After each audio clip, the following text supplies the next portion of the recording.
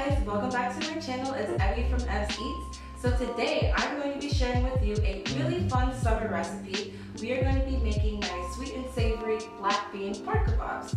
Now this recipe is perfect for grilling outdoors, but if you're like me and you do not have an outdoor grill, you can definitely achieve a grill type recipe inside of your kitchen, and I'm going to be showing you how. So if you guys want to know how to make these really yummy pork kebabs, stay tuned.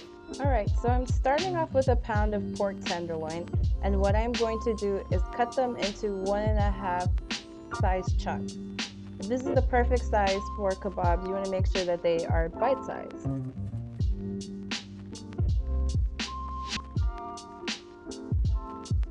Once I finish chopping, I'm going to send them over to a resealable bag and work on our marinade. So for today's marinade, we're going to be using One Culture Foods sweet and savory spicy sauce.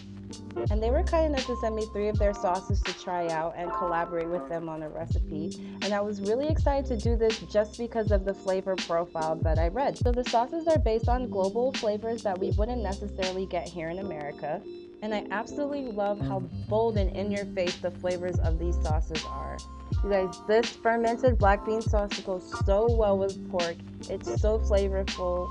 It's absolutely delicious. I love it.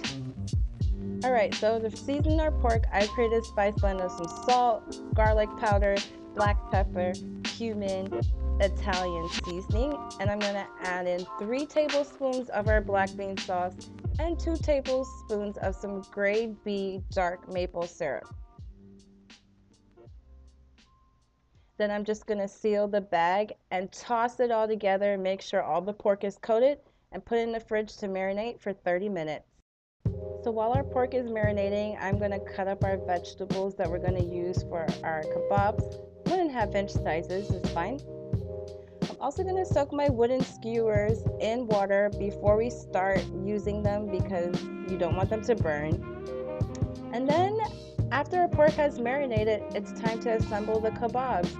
So I've used some bell peppers, red, yellow, and green, pineapple, and the pork. That's it. And one by one, I'm just going to start putting them onto the wooden skewer. It's pretty self-explanatory. And this recipe is all about summer for me. It's just about enjoying life with big, bold flavors.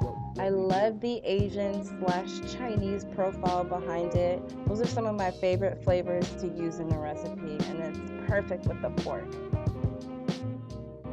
Once our skewers are all done, it's time to cook them.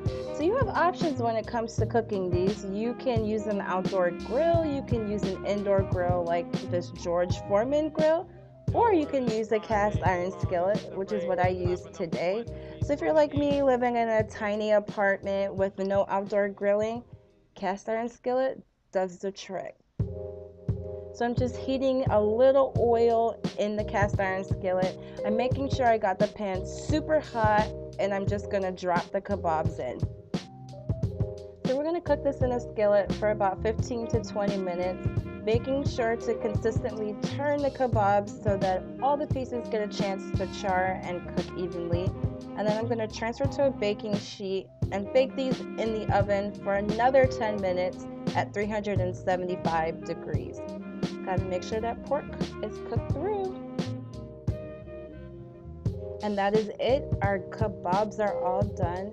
So to plate this for serving, I like to drizzle a little more of that black bean fermented sauce over it and garnish with some fresh cilantro leaves. And it is ready to be eaten and devoured. These are perfect for a party, perfect just to eat, just because, you know, just good. Thank you guys so much for watching. To print this recipe, head on over to evseats.com, and I will see you guys in my next video. Bye!